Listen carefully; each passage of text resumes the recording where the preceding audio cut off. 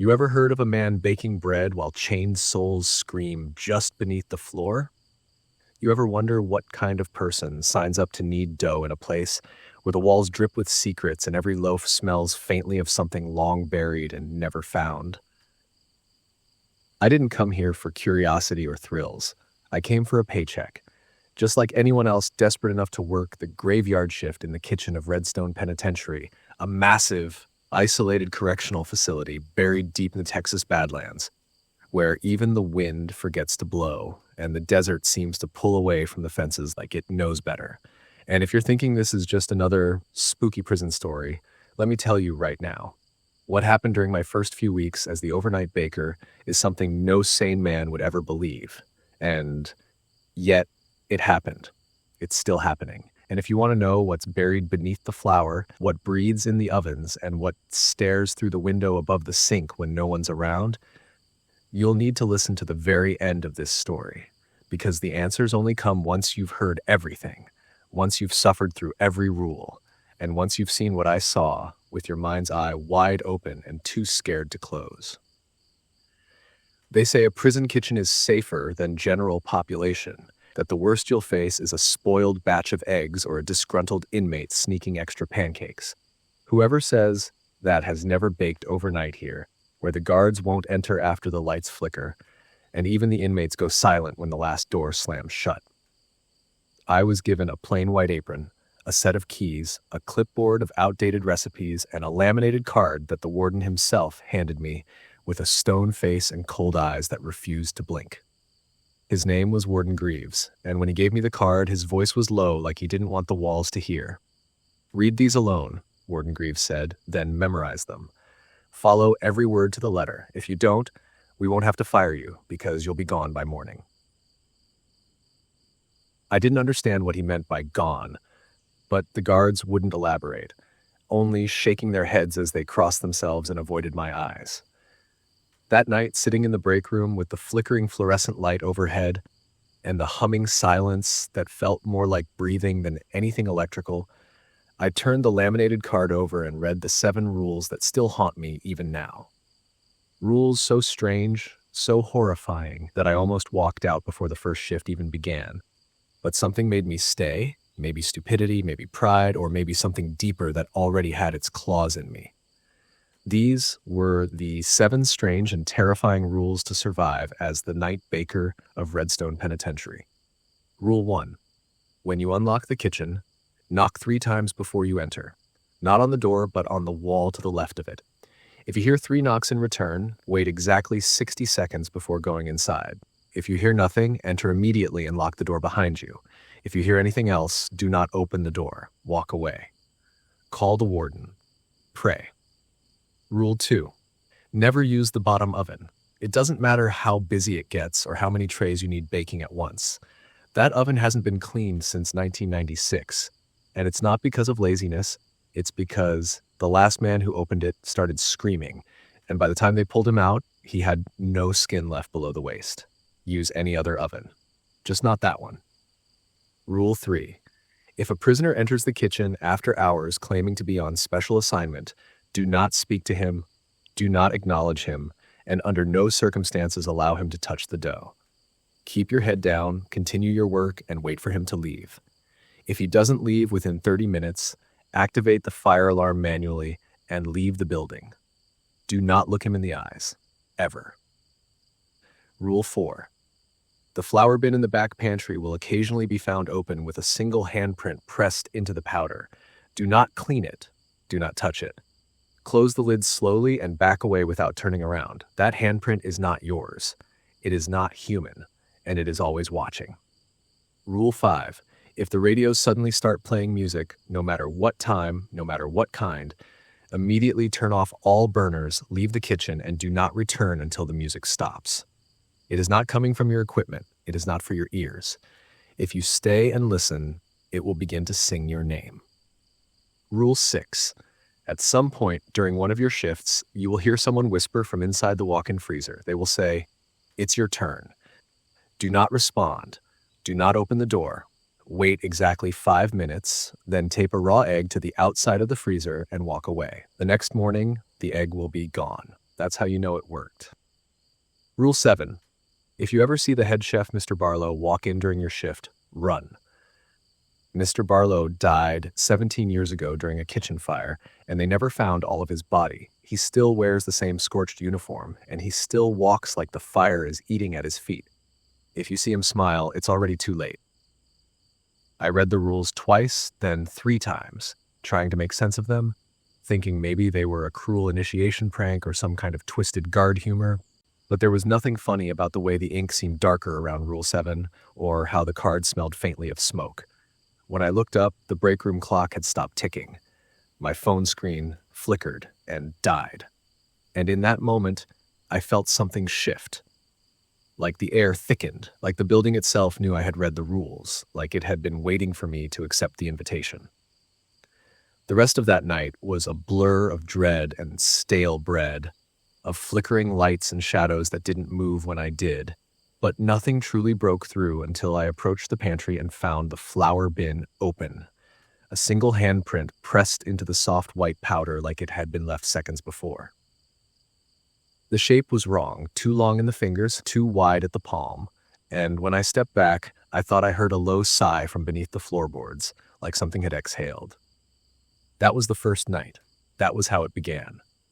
I haven't slept right since because every time I close my eyes, I hear the sigh again. Closer this time, louder, wetter, like it's moved from the floor to right behind my neck.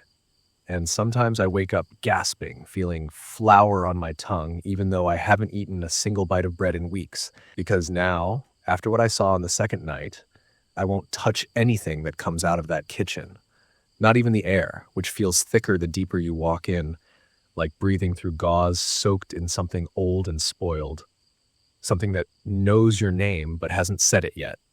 Something that waits for you to forget the rules just once so it can take you, chew you, and leave just your apron hanging from a hook in the freezer with your name tag crusted in something black. On the second night, I followed the routine exactly as I had been told. I approached the kitchen door slowly, knocked 3 times on the wall to the left of the door, waited in silence, my ears straining through the dead air, praying I wouldn't hear anything, but this time I did. 3 knocks, steady, deliberate, mirroring mine, like something on the other side had been waiting with its fingers pressed to the wall, mimicking me, studying my rhythm like it wanted to get it just right. And when those knocks came, they weren't hollow like a hand hitting plaster, but heavy, meaty, wet, like flesh against bone, and I felt something twist inside me, a primal pull to turn and run, but I remembered the rule and forced myself to wait 60 full seconds. My eyes locked on the peeling edge of the door frame, as the silence seemed to crawl up the back of my throat and settle behind my eyes like a film. When I entered, the kitchen was darker than usual, even with the overhead fluorescents buzzing like angry flies, casting pale blue light across the floor, which looked wrong somehow, like the shadows were stretching in the wrong direction or doubling in places they shouldn't be. And for the first time, I noticed the smell. Something beneath the yeast and oil, something metallic and hot, like old breath across rusted nails. And even though everything looked in place at first glance, I saw movement from the corner of my eye. But when I turned, there was nothing. Only the pantry door slightly ajar and the faintest whisper of flour floating through the air like it had been disturbed. I kept my distance from the flour bin, didn't even glance toward it, and instead focused on prepping the dough for the morning shift, doing everything by rote, each motion mechanical, my mind replaying the knocks, trying to convince myself it was a trick of echo or maybe a guard messing around, even though I knew the guards didn't come in after dark. Not one of them, not since the last baker, a man named Harlan, disappeared 2 years ago, though no one would talk about it, and his name had been scratched off the old locker near mine. Not with a marker or a sticker, but with something sharp that dug deep into the metal like claws, and every time I passed it, I felt watched. I had just set the 3rd tray into the middle oven when the radio crackled from behind me, even though I was sure I'd unplugged it, and a low jazz tune, slow and off-key, began playing from the dusty speaker, the saxophone dragging like it had mud in its lungs, the kind of sound that makes your bones ache, and I panicked, turning off the burners just like Rule 5 instructed, grabbing my apron and keys, sprinting out the back door without even closing the oven, heart pounding against my ribs like it wanted out. And as I stepped into the hallway, I swear I heard it, that voice, faint at first, but rising, twisting with the tune. "Oh, Kier, it's your name." I waited in the staff bathroom for over 20 minutes, my ears pressed to the wall, listening to the faint notes of that jazz tune playing on a loop, slower each time, until finally it cut out with a static snap, and I made my way back into the kitchen, trembling with each step, half expecting to see someone sitting at the prep counter, maybe the fake prisoner from Rule 3, or, worse, the chef they said burned alive and never truly left. But the room was empty. The radio silent, though when I walked past it, the dial turned on its own and pointed to a blank station, and I unplugged it again, this time yanking it so hard the cord snapped. But it wasn't over. Not that night. Because when I returned to the counter, there was a fresh lump of dough sitting where I hadn't left any, shaped perfectly, round and smooth, but the flour that dusted the metal table wasn't white. It was tinged pink, and I realized too late that the bin in the pantry had been opened again, and this time the handprint was joined by another, smaller one, like a child's hand pressed beside the larger one, but both too long in the fingers, too deep in the powder, like they had weight. And I backed away slowly, remembering Rule 4 and doing everything exactly like it said, closing the lid slowly, never turning around, my breath sharp and shallow in my throat. As I reached the freezer to store the finished dough, I heard it, the whisper, dry and close, as if the cold itself spoke through the metal. "It's your turn." I froze, remembering Rule 6, heart slamming in my chest as I reached into the fridge, grabbed a raw egg from the tray, and taped it trembling to the outside of the door without saying a word, without even thinking of responding. And then I walked away, slowly, counting to 300 in my head, trying not to cry as the freezer seemed to shiver behind me, something tapping softly from the other side. Not like a hand, but like teeth. The egg was gone in the morning. That was the second night. And I'm starting to think the rules aren't there to protect me from the prison. I think they're there to protect the prison from me. The third night came with the kind of wind that presses against concrete like a breath from something that shouldn't be breathing. And as I approached the kitchen in the dead silence of the inner block, I noticed the hallway lights flickering, not in the way faulty bulbs do, but rhythmically, deliberately, like something was pacing above me, stepping from light to shadow and back again in perfect, dreadful time. And though I told myself I was imagining it, that it was just the buzz of an old prison's electric system, I still found my fingers trembling as I reached the kitchen entrance, the rules echoing in my mind like a chant I couldn't shake. Especially Rule 1, the one that started it all. The one I thought was harmless when I first read it, just a quirky little superstition, until I knocked 3 times on the wall to the left of the door, exactly as instructed, and then stood frozen when I heard something knock back 3 times, perfectly spaced, hollow and slow, as though the wall itself had knuckles. I didn't move at first, couldn't, not because of fear, though I had plenty of that, but because it felt like something was waiting on the other side of the steel, something that had been listening, something that recognized the rhythm of my knock and answered because it knew I was there, and suddenly 60 seconds felt like a lifetime, and I counted in my head, breath shallow, eyes darting to the corners where the shadows hung heavier than they should have. And when I reached 60, I opened the door, stepped inside, and locked it behind me, not daring to look back at the wall, not daring to wonder what would have happened if I'd gotten the timing wrong. The kitchen felt colder than usual, the fluorescent lights humming with an undercurrent of something else. A whisper, maybe, or a breath just beyond hearing. And the scent in the air wasn't yeast or flour, but something sour and wet, like a sponge left too long in stagnant water, and it clung to my skin like mist, heavy and slick, making me feel like I'd already been working for hours even though I just arrived.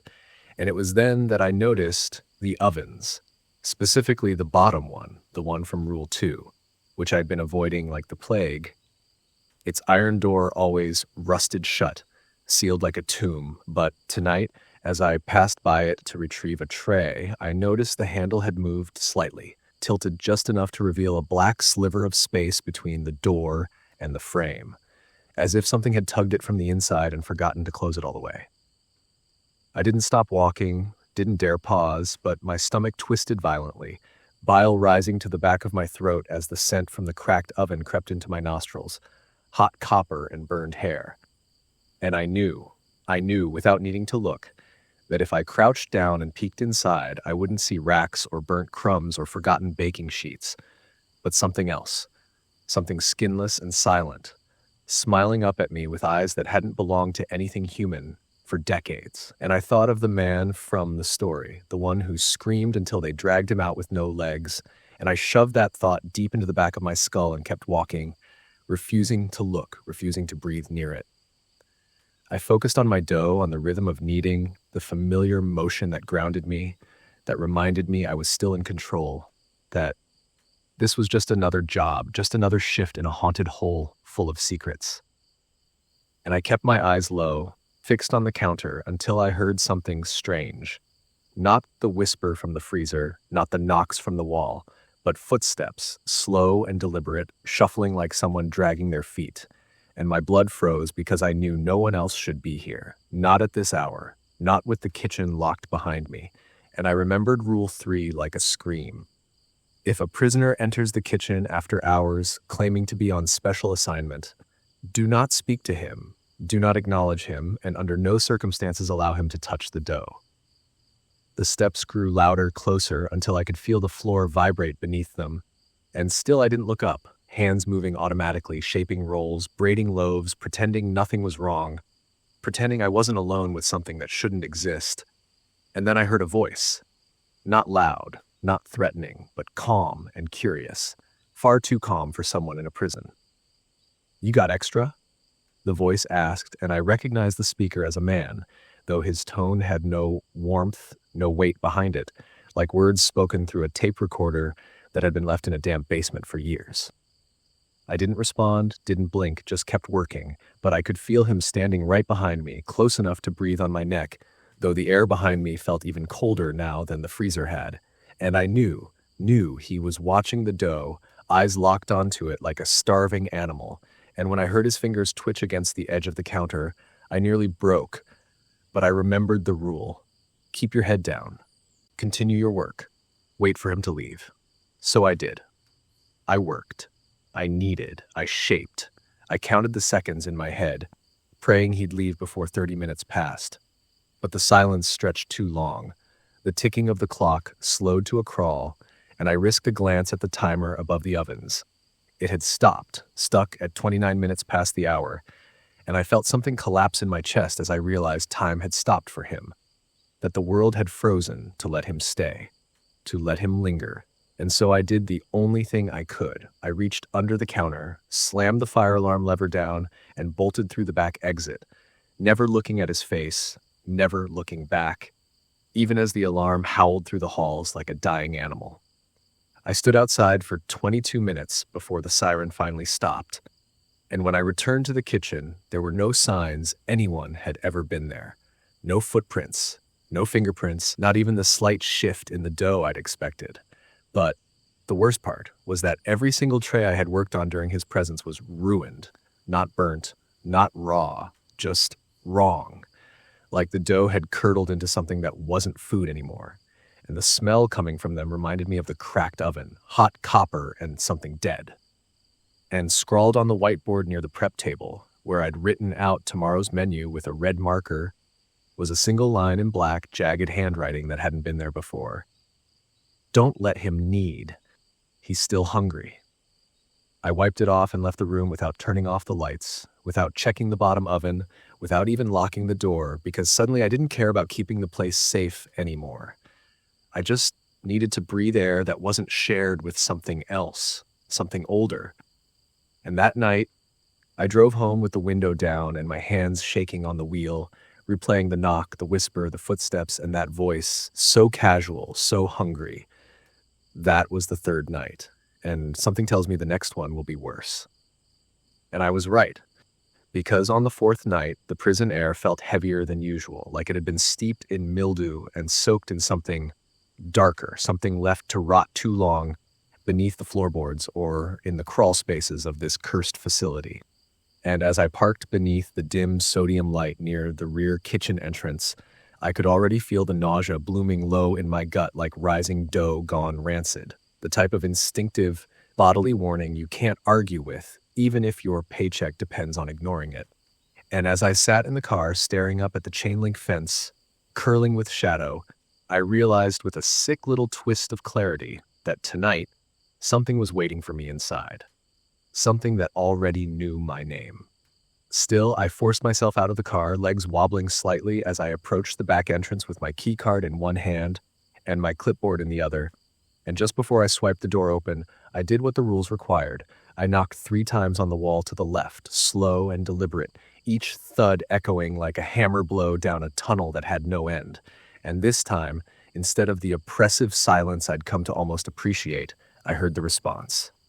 3 knocks, perfectly spaced, perfectly timed, but not from the other side of the door exactly. It sounded like it came from within the wall itself, like someone was hiding in the plaster, breathing into the bricks. My heart tried to seize up right there, but I set a timer on my phone for 60 seconds, my hands visibly trembling, the shadows curling tighter around me like vines as I stood perfectly still and stared straight ahead, because I was too afraid that looking anywhere else would mean seeing something I wasn't supposed to. And when the timer finally buzzed quietly in my hand, I entered with a rush of breath like I just surfaced from deep water and immediately locked the door behind me, though the lock felt feeble that night, like a twig held against a floodgate. The kitchen was cold, colder than usual, colder than the industrial fridge, and the lights flickered overhead in lazy pulses like they were breathing. And for a moment, I just stood there in the center of the room, surrounded by ovens, counters, and the silent steel fridge that still held the memory of a voice whispering, "It's your turn." And I almost didn't want to move because I had the creeping, skin-tightening sensation that if I so much as lifted a foot, I'd hear a second footstep that didn't belong to me. But I had a job to do, and pretending like everything was normal was the only thing keeping me sane. So I shuffled over to the sink to wash my hands, turned on the faucet, and watched as not water, but something thicker, pale and viscous like curdled milk, slid sluggishly from the tap for a moment before clearing up. And I just kept my eyes shut, counted to 10, scrubbed like nothing was wrong, because if I acknowledged it, if I looked too long, I didn't know what might start looking back. I began prepping the flour, deciding to skip the pantry entirely for now, since the memory of that handprint still burned in the back of my brain like a brand, and instead, I grabbed one of the backup bags we kept in dry storage, dragging it across the floor with a low scraping noise that sounded far too loud. And when I tore it open, I noticed that something was off. There were tiny red flecks mixed in with the powder, like someone had spilled paprika into it. But when I reached down to touch one, it squished beneath my finger and stained it the color of old blood. And I dropped the bag instantly, heart thudding as the flour puffed up around me in a choking cloud. Too thick, too fragrant, like it had been waiting to be released. I backed away from the spreading flour, coughing, only for the radio mounted on the wall to click on with a harsh static crack, the volume dial twisting by itself as something began to play. Not music, not at first, but a low groaning hum like the sound of wind moaning through a canyon or bones grinding beneath a door. And then came the melody, slow and warbling, like a warped record of a children's lullaby played backward through water. And I recognized the song immediately. "Hush, little baby." But the lyrics were wrong. They were twisted, muttered beneath the melody like a voice trapped in the gears of the machine. "If that baker makes you bread, Mama's soul will rise undead." I panicked, lunging toward the burners and shutting off everything, even though I hadn't started any baking yet, just in case, because Rule 5 was echoing in my skull like a siren. If the radios suddenly start playing music, no matter what time, no matter what kind, immediately turn off all burners, leave the kitchen, and do not return until the music stops. And I grabbed my coat, ready to bolt for the exit, but just as I reached the door, the music stopped with a sharp metallic click, not like it was turned off, but like someone had cut the power with a pair of shears. And that's when I heard it. A wet, squelching noise from behind me, like dough being kneaded, but faster, more frantic, almost furious. And I turned slowly against every instinct and saw that one of the prep tables had fresh dough on it, even though I hadn't mixed anything yet, and standing over it, pressing his long, blistered fingers deep into the pale mass, was a man in a prison jumpsuit I didn't recognize. His face was too still, too smooth, like wax left too close to heat, and his hands were moving in jerky, unnatural rhythms as if he wasn't really controlling them, and the dough writhed beneath his palms, not like dough should, but like something trying to escape, twitching, pulsing, growing. I remembered Rule 3. If a prisoner enters the kitchen after hours claiming to be on special assignment, do not speak to him, do not acknowledge him, and under no circumstances allow him to touch the dough. But I was already too late, already watching him mash his fingers into the dough as it twisted like it had nerves. And when he lifted his hands for just a moment, the dough followed, clinging to his palms like it wanted to go home with him, and his head turned, slowly, bone-crackingly slow, until he was staring directly at me. I dropped my clipboard and didn't breathe, didn't blink, just stared at the floor, willing myself to vanish, and he said nothing, just stood there, the dough now stretching down his arms, merging with his sleeves, and the silence stretched until I was sure the skin on my neck would split from the tension.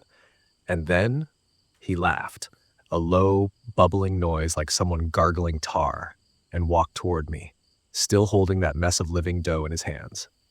I activated the fire alarm with a shaky hand, the shrieking sound filling the space, and bolted out of the kitchen as fast as I could, slamming the door behind me and sprinting down the corridor, past the staring inmates in their cells, past the flickering hallway lights, past the CO who shouted, "What the hell's going on?"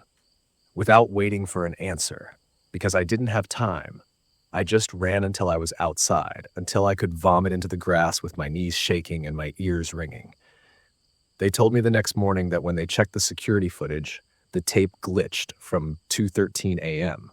to 2:29 a.m., the exact time the figure was in the kitchen, and that when they entered, there was no dough on the table, no footprints, no prisoners signed out on night duty, but the dough hooks were spinning, slow and dry, and something had written the word hunger across the prep wall in flour, dragged out with a single trembling finger. That was the fourth night. And I don't think I've been alone in that kitchen for a very long time. The fifth night began with silence, more suffocating than usual. A silence that felt less like the absence of sound and more like the presence of something that refused to be heard. Something coiled tight in the air just above the tiles, wrapped around the light fixtures, slinking down the vents and settling into the gaps beneath the cabinets. And though I had done everything exactly the way I was supposed to, knocking 3 times on the wall to the left of the door, listening with bated breath, entering the moment no knocks came in reply, and locking the door behind me so fast the bolt nearly snapped in its housing. There was something off, something I couldn't name, something that made my skin crawl in slow increments with every step I took, deeper into that place that now felt less like a kitchen and more like a mouth, waiting to swallow me again. I tried to shake it off by focusing on the bread prep, on mixing the warm water and yeast and watching it bloom, froth, rise into life like something writhing. And as the air filled with that distinct, musty, sweet scent of fermenting grain, I told myself I'd be fine, that the night before had just been a fluke, a stress-induced hallucination maybe, a pocket of madness I'd escaped from. But deep down, beneath the layer of sweat slicking my back and the tremble I couldn't stop in my left hand, I knew something had shifted in this kitchen. Something real, something old, something angry that had gotten a taste of my fear and now wanted more. I was midway through shaping the loaves when I heard it, low at first like a far-off radio signal trying to find its frequency, then clearer, sharper, dancing across the burners that hadn't been turned on yet and cutting through the flour-dusted air with a sound that didn't belong to anything I could identify, a series of distorted notes like someone dragging a finger slowly across the teeth of a comb underwater. And that's when I realized I could actually hear music, faint, but unmistakable, coming from the battered radio by the dry goods shelf that hadn't worked since I'd started this job, and whose power cord had long since been severed. And immediately, Without thinking, without breathing, I dropped the bowl of dough with a wet slap onto the prep table and raced to turn off the burners even though they weren't on, because Rule 5 was very, very clear. And if I waited, if I even hesitated for a second, that sound would get louder, and then it would start to say my name. The moment my hand twisted every burner dial to the off position, the music surged like it had been waiting, like I'd given it permission, and now the tinny speakers were spilling out something old and warbly, some kind of jazz or blues maybe, but slowed down, corrupted, as though the band was underwater and choking on their own brass instruments. And even worse than the music was the low, rhythmic hum that started beneath it, a humming that wasn't part of the song, wasn't mechanical, wasn't electrical, but vocal, human or nearly human, deep and male and too close, far too close, coming from somewhere in the kitchen, though I couldn't tell from where. And I backed up toward the pantry with my arms out, whispering, "No, no, no," under my breath as I searched for the exit. But the lights were flickering now, and I could feel the music inside my teeth, vibrating in my jawbone like it was being played through my own skull. Then the voice began. It didn't start with my name. No, it started with a laugh, soft and rusted, like someone trying to mimic laughter after not having used their voice in a very long time. And then it said in a sing-song murmur, "You never answered the freezer." And the second it spoke, every light went out at once and the music cut off, as though the radio had exhaled its last breath. And in that black, airless moment, I realized what I had forgotten. Rule 6.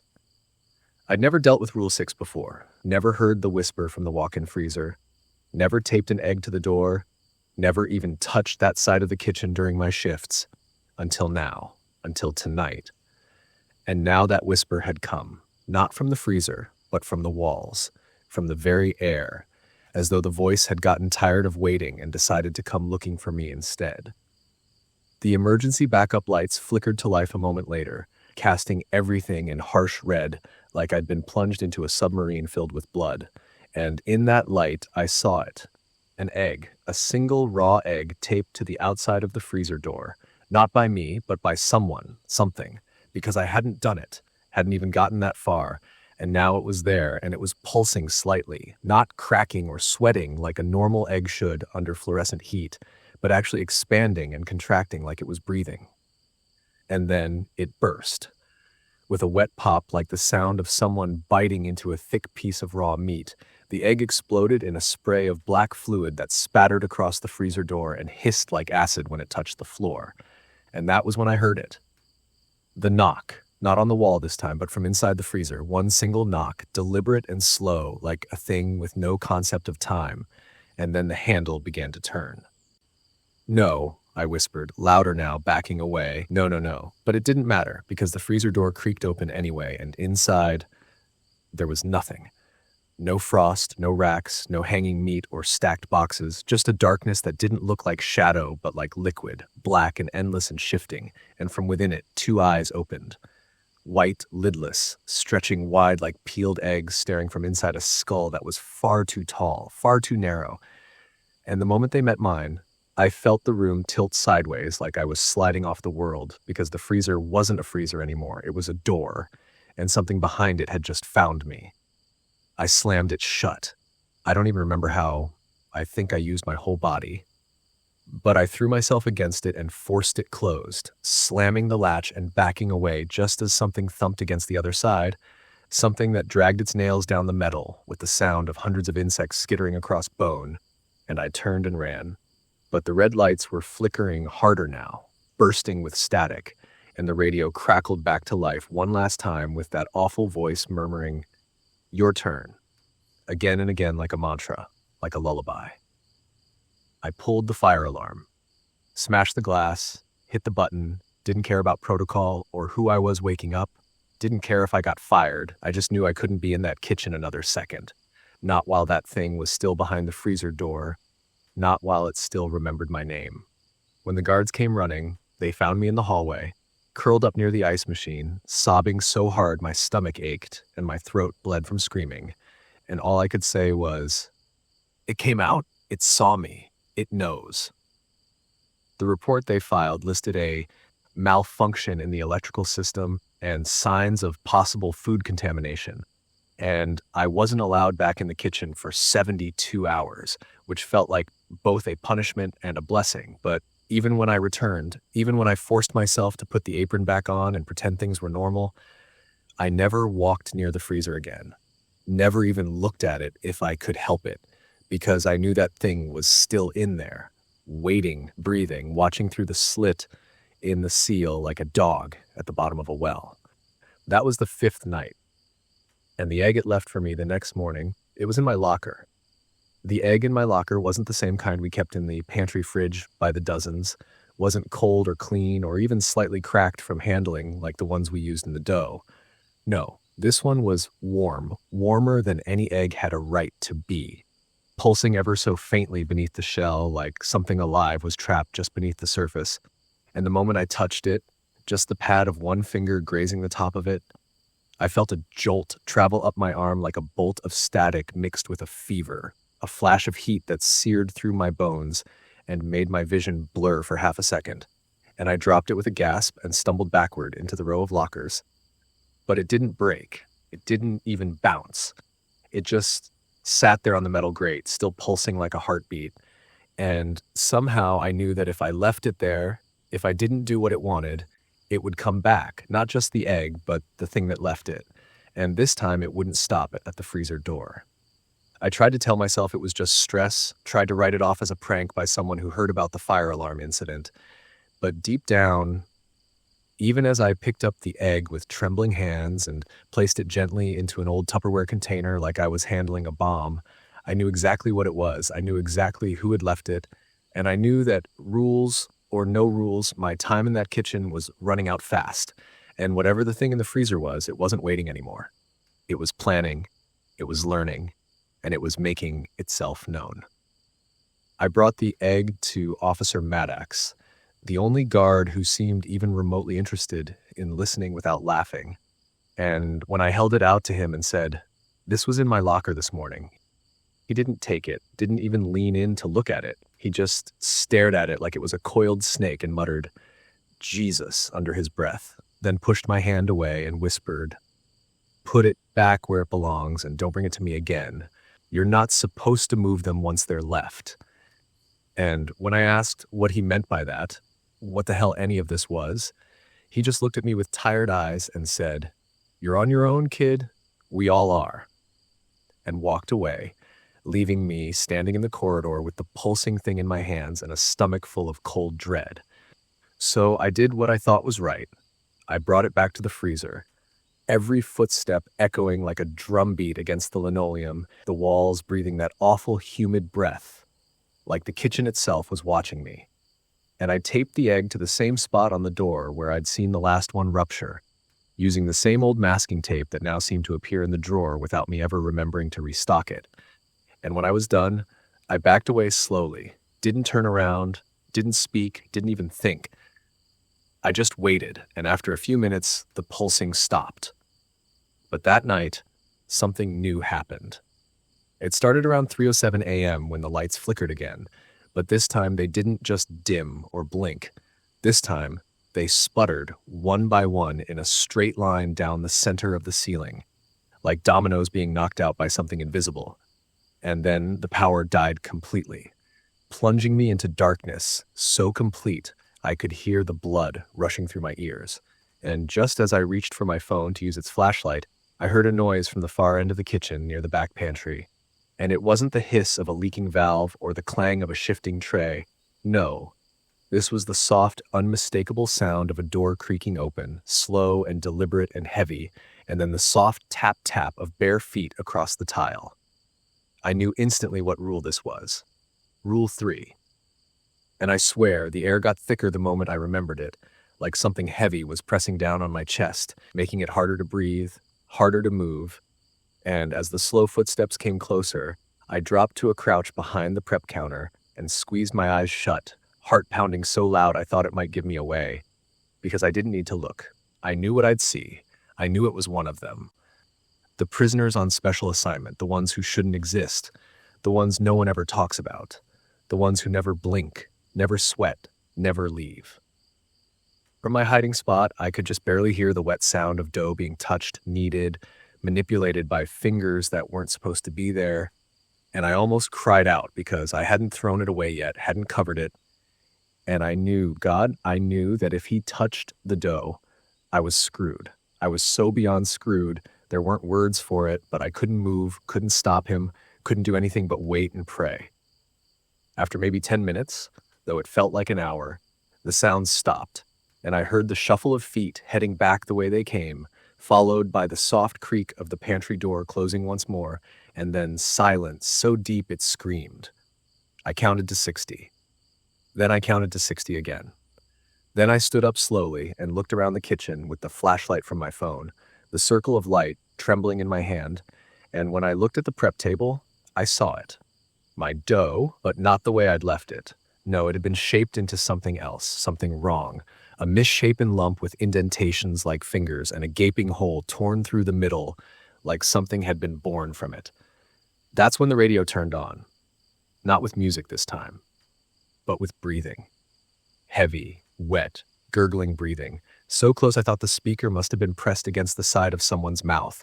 And then came the voice, whispering one word in a slow, dragging rasp that made my entire body go cold. It said, Barlow. And I ran. I didn't stop to grab my things, didn't check the burners or clean the station. I just ran straight to the fire alarm again and slammed it with the side of my fist, screaming as loud as I could until the guards showed up. And even then, I couldn't explain what had happened, couldn't describe what I'd seen in the dough, because I knew they wouldn't believe me. And even worse, I knew that if I said his name, Mr. Barlow's name, out loud, I might summon him, might give him the opening he needed. I wasn't wrong. That was the sixth night. And when I checked the camera footage the next morning, because Maddox, to his credit, let me see it, I watched in absolute silence as the pantry door opened by itself at 3:07 a.m.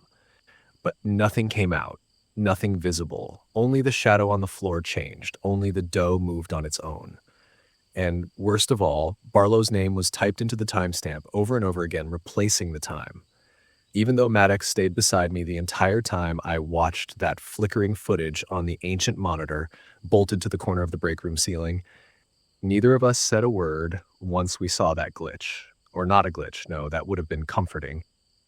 Once we saw the word Barlow in the timestamp again and again in red block letters that flickered like flame. And the longer we stared, the more it felt like those letters weren't just burned into the screen, but were seared into something behind it, something watching back through the glass, something that pulsed when we looked too long and gave me the sudden, dreadful certainty that if I blinked for even a second, I'd see the glass bulge outward as something tried to crawl through. Maddox finally broke the silence. His voice cracked and hollow like he hadn't slept in days, and he said, "You need to follow the rules even harder now, man. Like, to the letter. Whatever's going on, it's escalating." And I wanted to scream at him, wanted to ask how the hell I was supposed to follow them harder when I already hadn't taken a real breath since the first night, hadn't eaten more than a few bites since Rule 4 whispered its print into the flour, hadn't dreamed without waking up in soaked sheets, hearing the phantom hiss of Barlow's burnt breath pressed against the back of my neck. But I didn't scream, because the moment I opened my mouth, I heard a noise, just for a second, a high whining tone that didn't come from the monitor or the speakers or even the prison walls, but from somewhere deeper, like it was vibrating behind my eyes, and it was shaped like a song, like a name, and it was trying to come through me, trying to use my breath to say it again, and I clenched my teeth so hard, I tasted blood just to stop it from escaping. That day passed like molasses poured through a funnel of razors, slow and agonizing and full of unseen pressure. And even though I wasn't scheduled to work that night, I found myself lying in bed in my cell, fingers twitching against the sheets, heart punching my ribs every time a pipe knocked or a light flickered.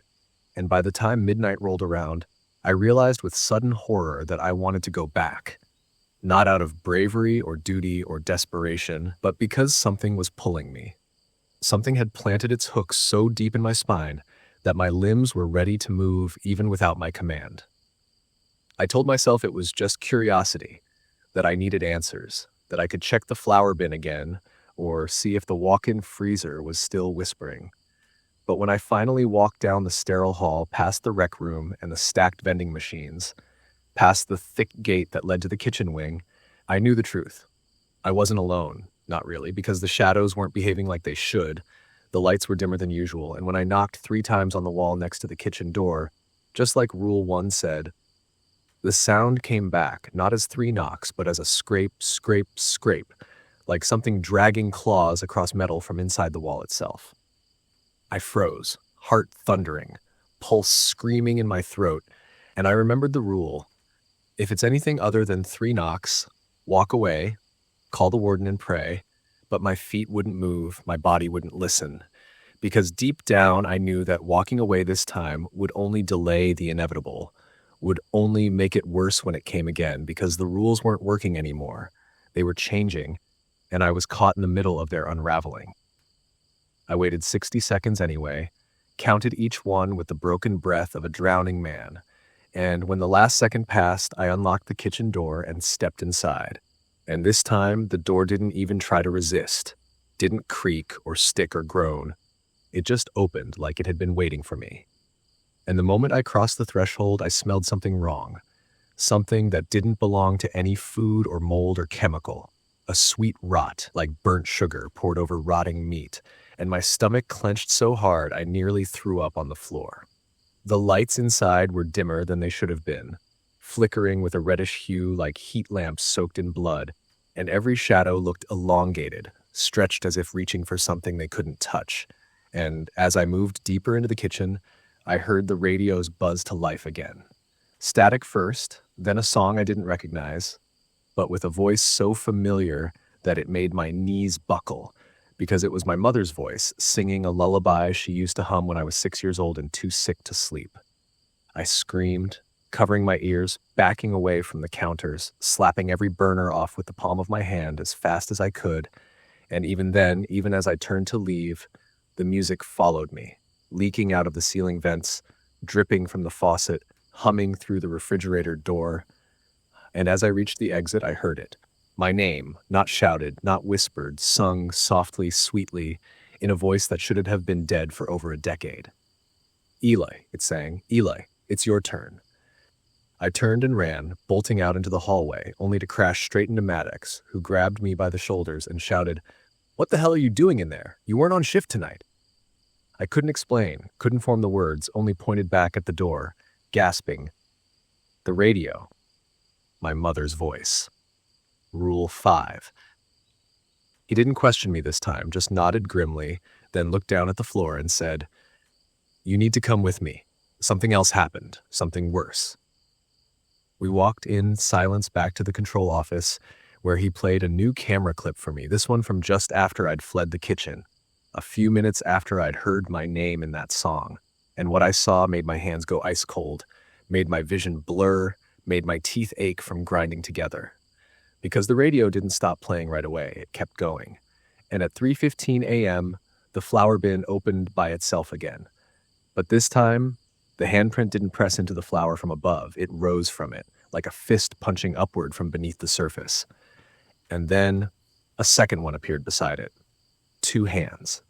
Then the lid slammed shut, all on its own. The screen flickered once, and the timestamp glitched. Barlow's name, again repeating. And beneath it, in red letters I had never seen the system use before, a new phrase typed itself in where the camera ID should be. Final 3 rules have failed. The system went black after that, and somewhere, deep in the belly of the prison, I swear I heard the freezer breathe. That was the 7th night. And in the break room fridge the next morning, wrapped in wax paper and twine, was a slice of burnt pie with my name carved into the crust. I hadn't made pie. No one had. And the filling inside, it pulsed. It pulsed like a beating heart, slow and wet beneath the waxy surface of the pie crust, thudding just once as I stared at it in paralyzed disbelief. And even though every fiber of my body screamed at me to drop the thing, to throw it away or crush it or burn it in the sink, I couldn't move, couldn't breathe, couldn't look away, because in that moment, I swear to you, it felt like the thing inside that pie knew I was watching, knew my name, knew my shift, knew Every beat of my heart and every tremble of my fingers as I leaned closer without realizing it, like something deeper than thought had reached out and grabbed my skull and was tilting it forward against my will, drawing me nearer to the crust with that charred, knife-carved name etched into the top. And just when I thought the pulsing had stopped, that maybe it was some trick of my overworked mind or a leftover vibration from the fridge motor, the pie split slightly down the center, and something inside it moved. I dropped it instantly, let it hit the break room floor with a splat so wet and thick that it sounded like raw meat slapping tile. And as the wax paper peeled away on its own and the slice flopped over onto its side, I saw something slick and veined, nestled inside the crust, something that quivered like muscle. And then, I swear this happened, I saw the thinnest, most delicate lid blink open over a milky, misshapen eyeball buried in the filling, and it looked directly at me, not past me, not through me, but into me. And before I could scream, before I could even flinch, it smiled. Not a metaphorical smile, not a hallucination. I mean that somehow, impossibly, the pie formed a slit that curved upward beneath the eye, revealing jagged yellow teeth in a crescent of burnt fruit and blood-colored jelly, and it smiled like it had just remembered a secret we both shared and couldn't wait for me to remember too. And that was when I turned and sprinted out of the break room, not bothering to shut the fridge, not bothering to clean up the thing on the floor, just bolting into the hallway where the fluorescent lights buzzed louder than they ever had before, like the building itself had woken up and was vibrating with anticipation. And as I ran past the walk-in freezer, I heard something on the other side of the thick steel door whisper, not like the usual, "It's your turn," but something else, something far worse. "He's almost done cooking." I didn't wait to listen again, didn't stop to check if it had said what I thought it said, just kept moving down the corridor with my shoes squeaking against the polished concrete and my breath rattling out of my chest in short, panicked bursts. And when I reached the security office, the door was already open, and Maddox was standing just inside, eyes fixed on the screen like he'd been watching the whole thing. And he didn't even look at me when he said, "Don't eat it. Whatever you do, don't eat the slice." And I shouted, yes, I actually shouted, "Why the hell would I eat it, Maddox?" And he finally turned to me, and the look in his face was unlike anything I'd seen on him before, not tough or jaded or skeptical, but exhausted and afraid. And he said, "Because that's what happened to the last overnight baker. They ate it. Not the whole thing, just a bite, just one bite. And the next day, they weren't them anymore. They came in smiling, humming along to that song that doesn't exist on any frequency, and when I checked the footage, there was no sound playing at all." I asked what happened to that baker, the one before me, and Maddox looked past me like the memory was something clinging to the wall behind my head. And he muttered, "They didn't fire him. They didn't need to. He disappeared halfway through a shift, and the only thing we found was a half-eaten pie, a chef's apron, and a single tooth, still warm.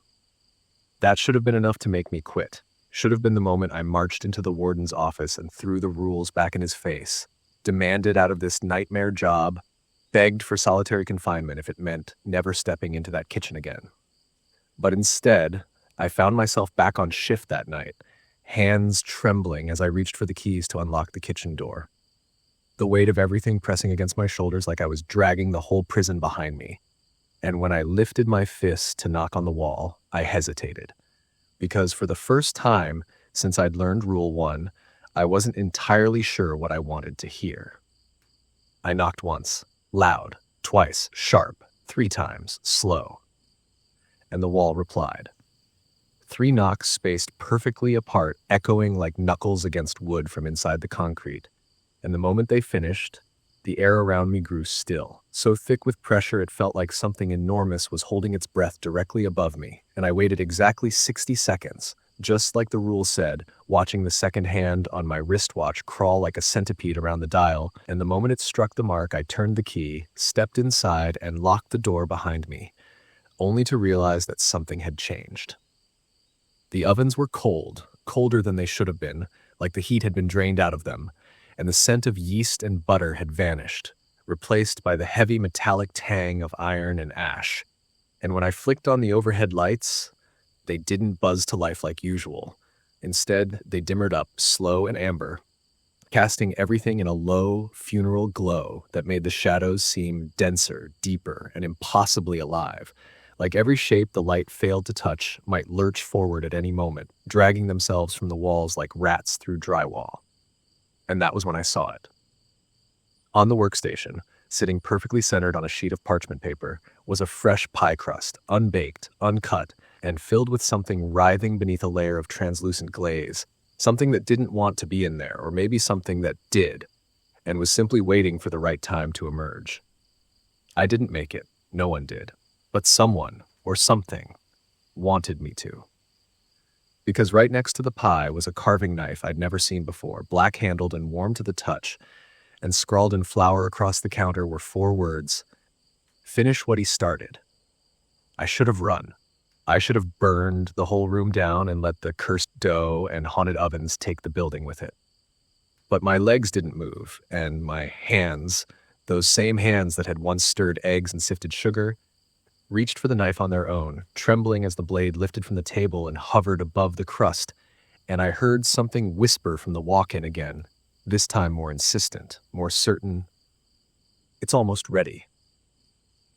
I dropped the knife. It clanged against the floor, and in that moment of noise, the shadows all shifted like they'd flinched at the sound, and I turned to run, but the radio clicked on. There was no music, only breathing. And then, through that breath like wind through a keyhole, I heard a voice, high and distorted, sing out my name. Twice. Just twice. And I did exactly what Rule 5 told me to do. I turned off the burners, left the kitchen, and didn't look back, not even when I heard something begin to knock from inside the flour bin. 3 times, then 4, then 5. I didn't sleep that day. Not because I couldn't, but because the pie, the one I dropped in the break room, was gone. All that was left was the knife. And in the butter on its blade, carved clean with something too precise to be human, was a warning. Next slice is yours. And I swear, I could smell it baking, even from the hallway, even from outside the building, even now. That was the 8th night. It was still baking when I came back the next evening, a thick and syrupy sweetness clinging to the prison walls like a second skin, far too rich to be made from fruit or sugar or anything I'd stocked the pantry with, a smell that curled through the air vents and settled under my tongue like a film of warm grease. And when I stepped through the security gate and felt the usual pat down from the board guard on duty, I couldn't help but glance toward the kitchen's metal doors, knowing already what I'd find, knowing that whatever was in that oven had not been made by my hands or anyone living, and knowing just as certainly that it had been waiting, impatiently, hungrily, purposefully for me to return. I moved slower that night, each step down the corridor dragging like it was being pulled through mud, and though the fluorescent lights buzzed overhead like normal and the prison intercom occasionally clicked to life with some muffled announcement about cell counts or maintenance, there was a thickness to the air that felt wrong, like walking through invisible curtains soaked in oil and blood. And even before I reached the kitchen door, I knew that Rule 1 was going to test me again. And this time, whatever was behind that wall wasn't going to knock 3 times. Still, I did it, because the rules demand it, because fear alone doesn't excuse you from protocol, because the moment you start skipping steps is the moment something else starts taking them for you. So I raised my hand and knocked on the wall to the left of the kitchen door, 1, 2, 3, and pressed my ear against the concrete, praying for silence, praying for the usual hollow stillness, or even the 3 knocks back that would force me to wait. But what I heard instead chilled my spine to wet ice, because this time it was breathing. Not fast or labored, not distant or disembodied, but close. Impossibly close. Like someone had pressed their face against the other side of the wall and was exhaling right into my skull. And just when I started to back away, heart punching against my ribs like it wanted out, it said, in a low, rattling voice I recognized but couldn't name, "Come finish it." I walked away, of course. I'm not a complete idiot, not after everything. But my legs barely obeyed, and I had to pass 3 cells before the strength returned to my knees. And even then, I didn't head straight to the warden's office, because deep down, some ugly, awful part of me was already beginning to understand the thing I hadn't dared to voice yet. The truth that had been growing behind my eyes since the first time I knocked on that wall and heard the wrong answer. There wasn't going to be any help.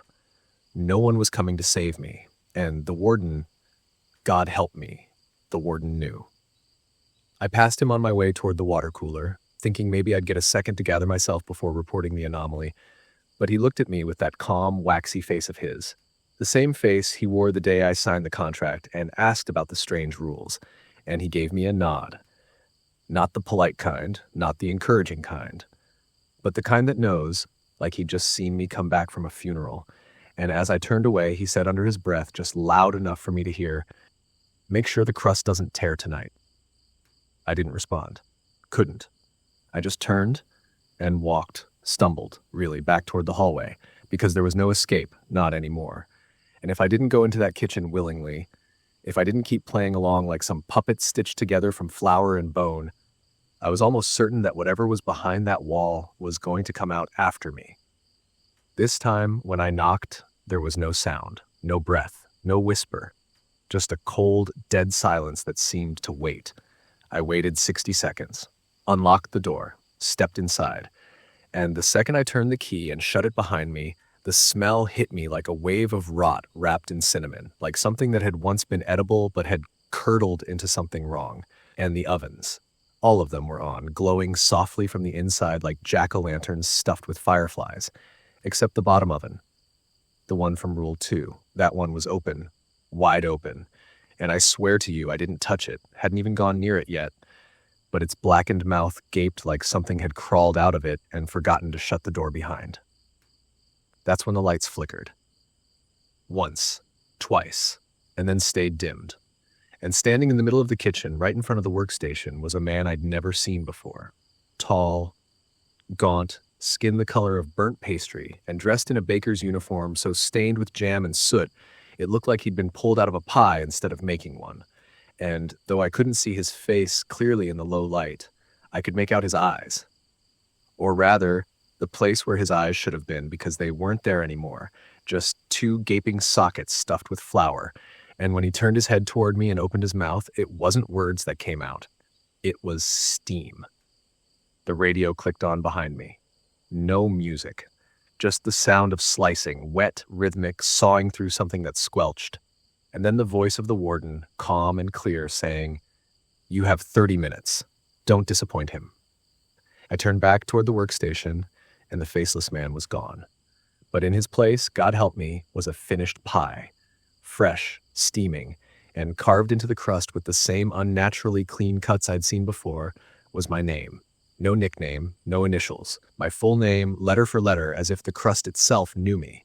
I should have run, but my legs wouldn't move. My mouth was dry. My hands trembled like they'd been shocked.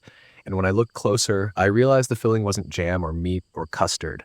It was hair, tangled and wet, long and matted, shifting like it was caught in a current, and just beneath it, something pale and pulsing moved. An organ, maybe, or something worse. I dropped the knife again, but this time, it didn't fall.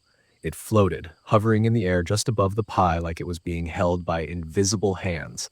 And as I watched, it slowly began to slice the crust, clean and gentle, peeling it back like skin from a wound. And the steam that poured out wasn't sweet. It screamed, a thin, piercing wail that made the overhead lights flicker again and sent every shadow in the room running toward the corners. And I stumbled backward, hand over my ears, mouth open in a soundless cry, because the thing inside the pie wasn't just alive, it was awake. And then the freezer door rattled, not knocked, rattled like something was shaking it from the inside, and I heard the whisper again, low and unmistakable, "It's your turn." And I had 5 minutes to respond, 5 minutes to tape the egg and walk away, but when I looked toward the prep table where I kept the eggs, they were gone. Every last one, cracked and leaking down the drain, except one that was already taped to the freezer door, the shell pulsing gently with heat. Too late. I turned back to the workstation. The knife was gone. The pie was gone. But a plate had been left behind, empty except for a single half-eaten slice, and next to it was a tooth, still warm, still bloody, and I didn't need to ask whose it was, because when I looked down at my reflection in the metal counter, I saw it, the gap. That was the 9th night. I didn't go home after that. I didn't even bother clocking out. Didn't speak to the guard stationed outside the corridor. Didn't collect my keys or my wallet or the thermos I always kept by the sink for my midnight coffee. Because the moment I saw that half-eaten slice and the single tooth laid beside it like a warning dressed in blood, something in me shut down completely. Some final part of me that had held on through the flower prints and the singing radios and the whispering freezer door just gave up, went cold, and when I walked out into the early morning fog curling like ghost breath around the fences of the prison yard, I knew, I absolutely knew, deep down in my bones, deep down in that aching place where the fear becomes instinct, that I wasn't coming back the same way I'd come in. But when I tried to leave, really leave, when I drove to the checkpoint and handed over my badge to the officer in the little glass booth with fogged up windows and hollow eyes, he barely even looked at me as he handed it back and said, "You've got one more." And I don't know if it was the tone of his voice or the way the badge suddenly felt warm in my hand like it had been pressed against a body instead of a desk drawer. But I knew he didn't mean one more shift. I knew he meant one more night. One more rule, one more terrible thing that would crawl out of the drains or the walk-in or maybe even the very walls themselves, just to make sure I saw it, felt it, lived through it long enough to remember it. I didn't go home. Not really. I sat in my car outside the prison gates with the windows fogging and the pie scent still clinging to the threads of my jacket, and I kept replaying everything in my mind like a reel of old films spliced with the same terrible images.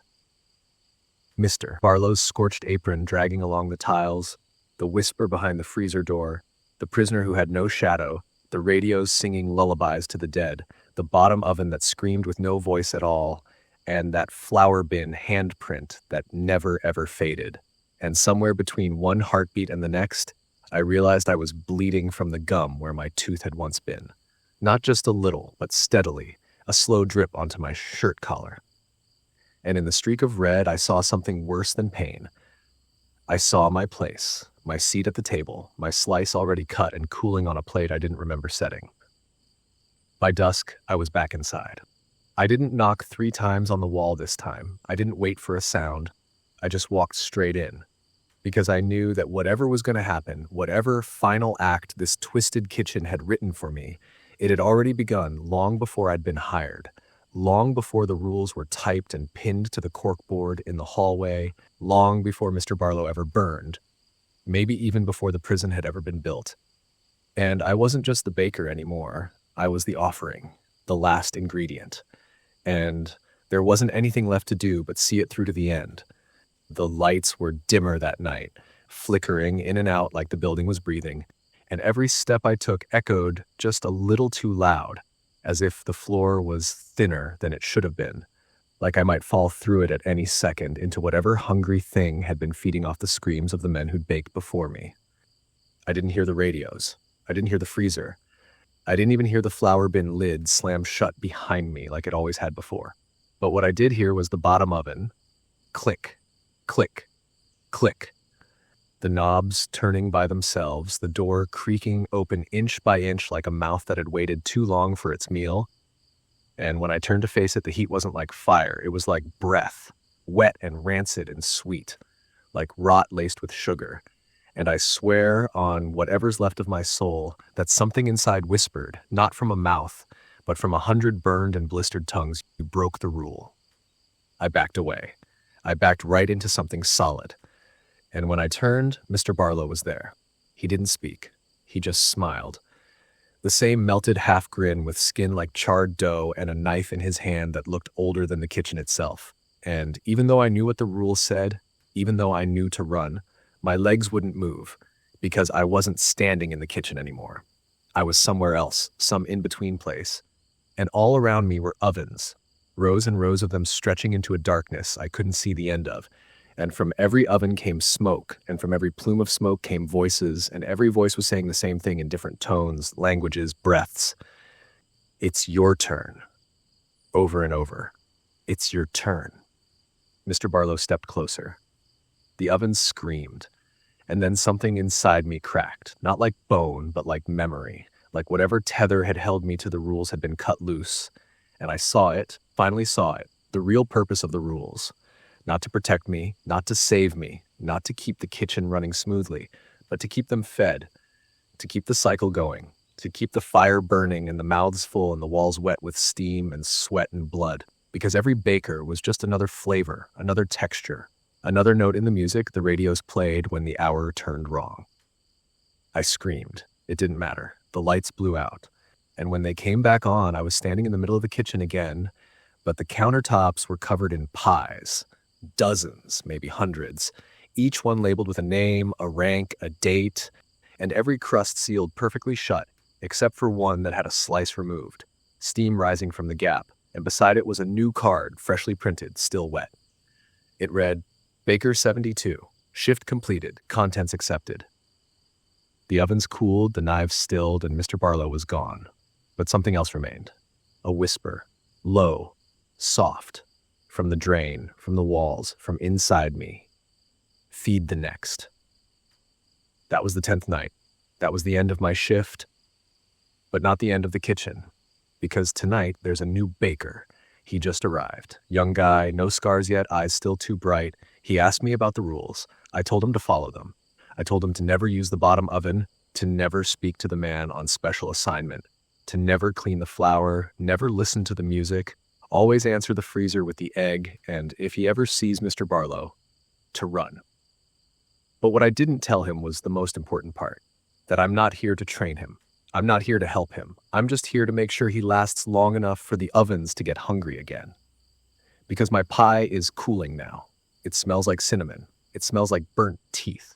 And I know who the next slice belongs to. That was the final night. And I swear to God, I can still smell it baking.